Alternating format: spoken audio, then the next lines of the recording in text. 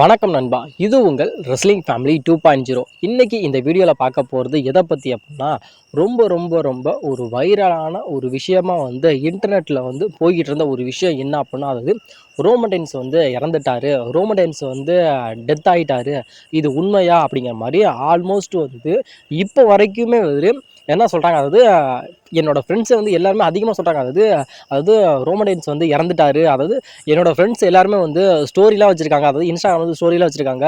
இது உண்மைதான் உண்மைதான் உண்மைதான் அப்படின்னு சொல்லிக்கிட்டே இருக்காங்க. ஆனாலும் நான் சொன்னேன், அதாவது அப்போலாம் இல்லை, அதெல்லாம் ஃபேக்கு ஃபேக்கு அப்படின்னு சொன்னாலும், இல்லை அது ரியாலிட்டிக்காகவே இருக்குது, எல்லாமே விஷயங்கள் எல்லாமே இருக்குது அப்படிங்கிற மாதிரி எல்லாமே ஸ்டோரி வச்சுருக்காங்கன்னு சொல்கிறாங்க. ஆனாலும் இப்போ ரோமன் ரெயின்ஸ் இறந்துட்டாரு அப்படிங்கிற அந்த ஒரு செய்தி இப்போ ரொம்ப ரொம்ப ரொம்ப ஒரு காட்டு தீ மாதிரி இப்போ ரொம்ப ரொம்ப பரவிக்கிட்டு இருக்கு.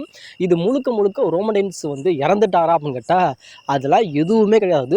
அதாவது 0% தான் இது. சரிங்களா? அதாவது 100% இது எல்லாமே டோட்டலி ஃபேக் ஃபேக் ஃபேக். அதாவது ரோமன் ரெயின்ஸ்லாம் எதுவுமே இல்லை. ரோமன் ரெயின்ஸ் நல்லா தாண்டா இருக்கிறாரு. ஆனால் அவரை செத்துட்டேன் அப்படின்னு சொல்லி ஒரு மிகப்பெரிய அதாவது ஒரு நல்ல மனுஷனை இப்படி பண்ணி அவரோட பேரை கெடுத்து அவரோட மரியாதையை இவ்வளவு நிலக்குலை வச்சு அவரை ஒரு மிகப்பெரிய ஒரு விஷயத்தை ஆளாக்கிட்டீங்க அப்படிங்கிறது ரொம்ப ரொம்ப ஒரு வருத்தமான ஒரு விஷயமா இருக்குது. ஆனால் ஏன்னா ரோமன் ரெயின்ஸ் இருக்கிறப்ப இப்போ ரோமன் ரெயின்ஸால தான் இப்போ WWE அப்படிங்கிற அந்த ஒரு நிறுவனமே பட் இயங்கிக்கிட்டு இருக்காது. இப்போ எப்படி சொல்கிறதுனா, WWEயோட உயிர் நாடி எது அப்படின்னா ரோமன் ரெயின்ஸான்னு கேட்டால் 100% ரோமன் ரெயின்ஸ் அப்படிங்கிற மாதிரி கண்டிப்பாக சொல்லலாம்னா, ரோமன் ரெயின்ஸ் இறந்துட்டாரு அப்படிங்கிற இந்த ஒரு புரளியை கிளப்பி விட்டது யாரு அப்படின்னு இன்ன வரைக்கும் தெரியாம தான் இருக்காது. இதை எதுக்காக ரோமன் ரெயின்ஸ் இறந்துட்டாரு அப்படிங்கிற ஒரு செய்தியை எதுக்காக சொல்லியிருக்காங்க அப்படின்னா, அதாவது இந்த ஒரு புரளியை நம்ம பிரபலப்படுத்தணும் அப்படின்னா இது எந்த அளவுக்கு ரீச் ஆகும் அப்படின்னா, அதை எக்ஸ்போர்ட் பண்ணவே முடியாத அளவுக்கு இந்த ஒரு விஷயம் ரீச் ஆகுது. இப்போ WWE ஒரு டாப் 1 காய் அப்படின்னா அது ரோமன் ரெயின்ஸ் தான். இப்போ ரோமன் ரெயின்ஸ் திடீர்னு இறந்துட்டார் அப்படின்னா என்ன ஆகும் அப்படின்னா, அது ரொம்ப ஒரு காட்டு தீ மாதிரி போகும். அதாவது இப்போ எக்ஸாம்பிள் சொல்லணும்னா, இப்போ ரோமன் ரெயின்ஸ் 1316 நாள் யாருமே வீழ்த்த முடியாத ஒரு மிகப்பெரிய ஒரு ஜாம்பவானா WWE இருந்தார். அவர் ரெஸ்ல்மேனியா 40 அவரோட டைட்டிலை லாஸ் பண்ணப்போ எவ்வளோ விஷயங்கள் பேசப்பட்டுச்சு. அந்த அந்த ஒரு பேசணும் அப்படிங்கிற அந்த ஒரு விஷயத்துக்காக தான் இப்போ இந்த ஒரு புரளியை பண்ணியிருக்காங்க அப்படிங்கிற மாதிரி சொல்லப்படுது. அது இல்லாமல் வியூஸுக்காக இந்த ஒரு கேவலமான, அதாவது ஒரு கேவலமான ஒரு விஷயத்தை இப்போ பண்ணியிருக்காங்க. அது இப்போ ஒரு அடையாளமே தெரியாத ஒரு யூடியூபர் இருக்கார் அப்படின்னா, இந்த ஒரு விஷயம் பிரபலமான ஒருத்தர் இருக்கார். இப்போ இன்னொரு எக்ஸாம்பிள் சொல்லணும் அப்படின்னா, இப்போ விஜய் இருக்காருன்னா, விஜய் இப்போ டிவிக்கு வச்சிருக்காருன்னா அந்த கட்சியை நிறுத்த போகிறாரு, இந்த கட்சியை விட்டு நீக்க போகிறாரு, இந்த கட்சியில் இருக்க எல்லாத்தையுமே விட்டுட்டு நான் திரும்பி படம் நடிக்கவே போகிறேன் அப்படின்னு சொன்னால், அதுதான் ஒரு மிகப்பெரிய ஒரு வைரலான ஒரு விஷயமா பேசப்படும். இப்போ நான் இருக்கேன் அப்படின்னா, இந்த மாதிரி ஒரு நியூஸ் இருக்குது அப்படின்னா, இதை நான் 10 பேருக்கு நான் ஷேர் பண்ணுவேன். இன்னும் 10 பேர் இன்னும் 100 பேருக்கு ஷேர் பண்ணுவோம். அப்படிங்கிறப்ப அந்த ஒரு விஷயம் ரொம்ப ஒரு வைரலான ஒரு காட்டு தீயாக பரவும். அதனால் வியூஸ் அப்படிங்கிறது ரொம்ப ரொம்ப அதிகரிக்கல. இந்த வியூஸுக்காக தான் இந்த ஒரு கேவலமான ஒரு செயலை இப்போ பண்ணியிருக்காங்க அப்படிங்கிற மாதிரி இப்போ அதிகமாக சொல்லப்பட்டு இருக்கு.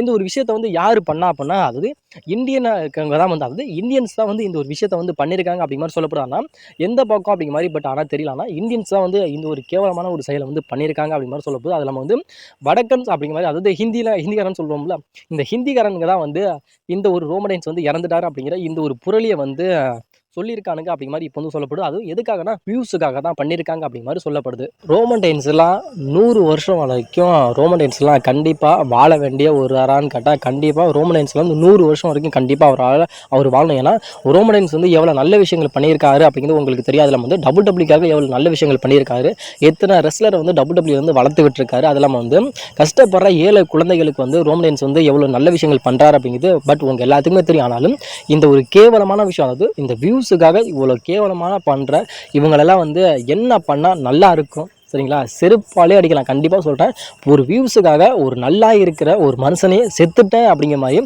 உலகம் ஃபுல்லாக இந்த ஒரு விஷயத்தை பரப்பி அவரோட ஒரு மிகப்பெரிய ஒரு மரியாதையை நிலைகுலைய வச்சு இவங்களை என்ன பண்ணால் நல்லா இருக்கும் சரிங்களா? என்ன பண்ணால் நல்லா இருக்குன்னு நீங்களே கண்டிப்பாக சொல்கிறேன், மறக்காமல் சொல்லலாம். இந்த ஒரு விஷயம்லாம் சாதாரணமாக சரி போடா அப்படின்னு விட்டுட்டு போகிற ஒரு விஷயம் கிடையாது. ரோமன் ரெயின்ஸ் எப்பேற்பட்ட ஆளுங்கிறது பட் உங்கள் எல்லாத்துக்குமே தெரியும். அதெல்லாம் ஆனால் அவர் உயிரோடு இருக்கிறாரு. ஆனாலும் அவர் செத்துட்டாரு அப்படிங்கிற அந்த ஒரு செய்தியை அவரு காதாலே கேட்குறாரு பார்த்தா, இதெல்லாம் கொடுமையிலும் ஒரு மிகப்பெரிய ஒரு கொடுமானம். இந்த ஒரு விஷயம்லாம் வந்து ஆனால் யாருக்குமே நடந்துடவே கூடாது. ஆனால் இந்த ஒரு விஷயம் வந்து கண்டிப்பாக ரோமன் ரைன்ஸ்க்கு நடந்துருச்சு. இதுக்கு வந்து நான் எல்லாம் சொல்கிறேன், ரொம்ப ரொம்ப நல்லா வருத்தப்படுறேன். இந்த தவறான ஒரு செயலை, ஒரு கேவலமான ஒரு செயலை செஞ்சவங்கள என்ன பண்ணால் நல்லா இருக்கும் அப்படிங்கிற உங்களோட கருத்துக்கள் என்ன அப்படிங்கிறத மறக்காமல் கமெண்ட் பண்ணுங்கள். எத்தனை பேர் வந்து இந்த நாய்களுக்கு என்ன தண்டனை கொடுத்தா நல்லா இருக்கு அப்படிங்கிறத சொல்கிறீங்க அப்படிங்கிறத கண்டிப்பாக நான் கமெண்ட்ஸ்க்குள்ள வெயிட் பண்ணி நான் பார்க்குறேன் நண்பா.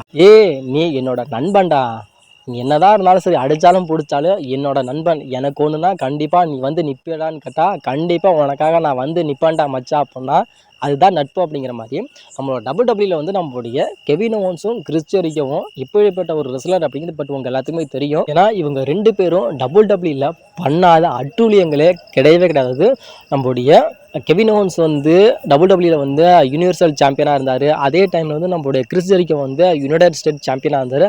அப்போ இவங்க 2 பேருமே போட்ட ஆட்டம் வந்து கொஞ்சம் நெஞ்சம் கிடையாது. அப்பா சொல்லவே தேவையில்ல. ஆனால் இவங்க 2 பேரும் பண்ண அலும்புலாம் அலும்புலே அலும்பு பேரலும்பு 2 பேருமே பண்ணானுங்க. ஆனால் இப்போ வந்து நம்முடைய கெவின் ஓவன்ஸ் டபிள்யூல இருக்காரு. கிறிஸ் ஜெரிகோ வந்து ஏடபிள்யூக்கு சரின்ட்டு போயிட்டாரு.